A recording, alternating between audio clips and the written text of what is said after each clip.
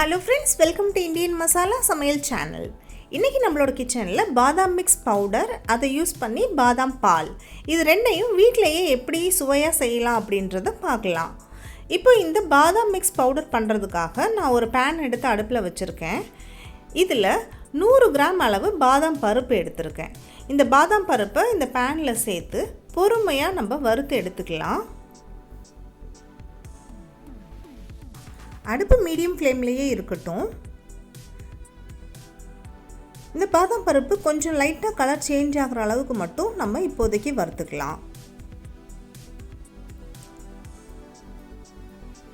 பாருங்க இந்த அளவுக்கு கலர் சேஞ்ச் ஆனதுக்கு அப்புறம் இதுல ஒரு 10 முந்திரி பருப்பு சேர்த்திருக்கேன். கூடவே ஒரு 20 பிஸ்தா பருப்பு சேர்த்திருக்கேன்.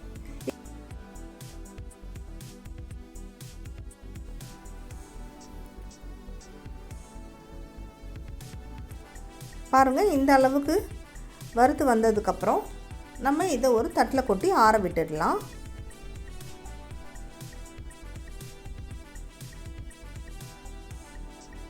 இப்போ அதே panல ஒரு 6 ஏலக்காய் இது சேர்த்து ஒரு 1 நிமிஷம் அளவுக்கு லேசா இந்த ஏலக்காயை சூடு பண்ணி எடுத்துக்கோங்க. அடுப்பு சிம்மிலே வச்சிட்டு இத சூடு பண்ணுங்க.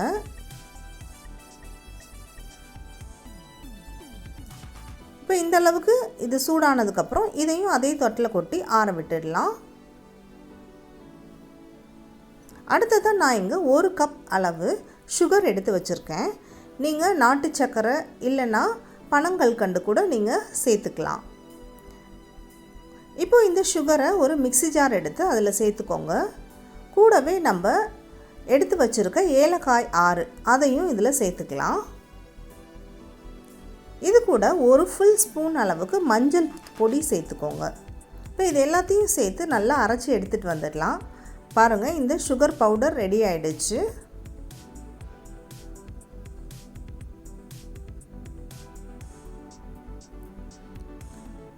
இந்த அளவுக்கு இந்த சுகரை பொடிச்சு எடுத்துட்டு வந்துடலாம். அடுத்ததா இது கூடவே நம்ம வறுத்து வச்சிருக்க அந்த பாதாம், முந்திரி, பிஸ்தா இது எல்லாத்தையும் இதுக்குள்ள சேர்த்துக்கலாம்.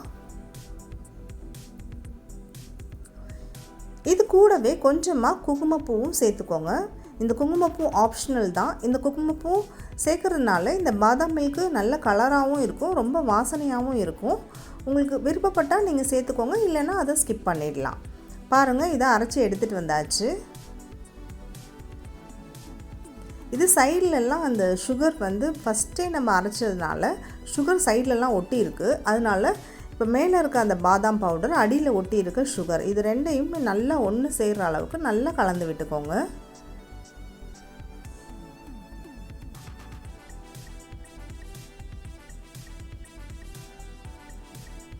பாருங்க இந்த பாதாம் பவுடர் ரொம்ப சூப்பரா ரெடி ஆயிடுச்சு.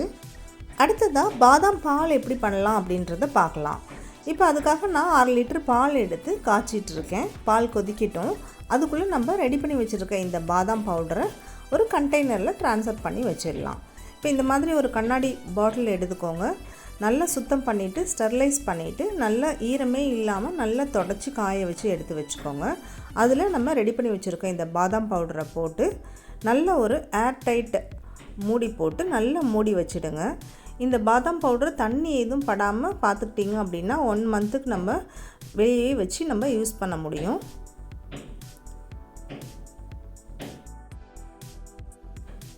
பாருங்க இந்த பாதாம் பவுடரை நான் ஒரு பாட்டில்ல ட்ரான்ஸ்ஃபர் பண்ணிட்டேன்.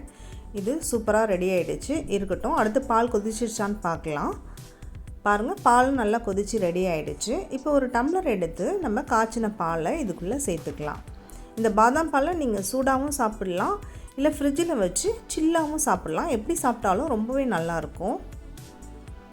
இப்போ ஒரு டம்ளர் பால் எடுத்துர்க்கேன். அதுல 1 to 2 ஸ்பூன் பாதாம் பவுடரை நீங்க சேர்த்துக்கோங்க. போட்டு நல்லா கலந்து விட்டுடுங்க. அவ்வளவுதாங்க இந்த பாதாம் பால் சூப்பரா ரெடி ஆயிடுச்சு. பாதாமை தினமுமே நம்ம உணவில் சேர்த்துக்கிறது ரொம்பவே நல்லதுங்க. அதோடு சேர்த்து நம்ம முந்திரி, பிஸ்தா எல்லாமே ஆட் பண்ணியிருக்கோம். குழந்தைங்களுக்கு இதை டெய்லியுமே கொடுக்கலாம். அவங்க ஸ்கூல்லேருந்து வந்ததுக்கப்புறம் ரொம்பவே ஒரு எனர்ஜெட்டிக்கான ஃபில்லிங்கான ஒரு ட்ரிங்காக இருக்கும். பெரியவங்களும் டீ காஃபிக்கு பதிலாக இந்த ஒரு ஆல்டர்னேட்டிவ் ட்ரை பண்ணி பார்க்கலாம்.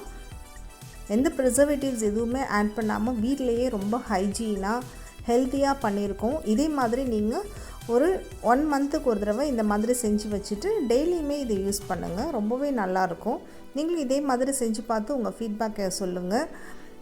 இந்த டிஷ்ஷை உங்கள் ஃப்ரெண்ட்ஸ் அண்ட் ஃபேமிலிக்கு ஷேர் பண்ணுங்கள். நீங்களும் இதே மாதிரி செஞ்சு பார்த்து ஹாப்பியாக உங்கள் ஃபேமிலியோட என்ஜாய் பண்ணுங்கள். இந்தியன் மசாலா சமையல் சேனலை சப்ஸ்கிரைப் பண்ணி வச்சுக்கோங்க. Happy to cook.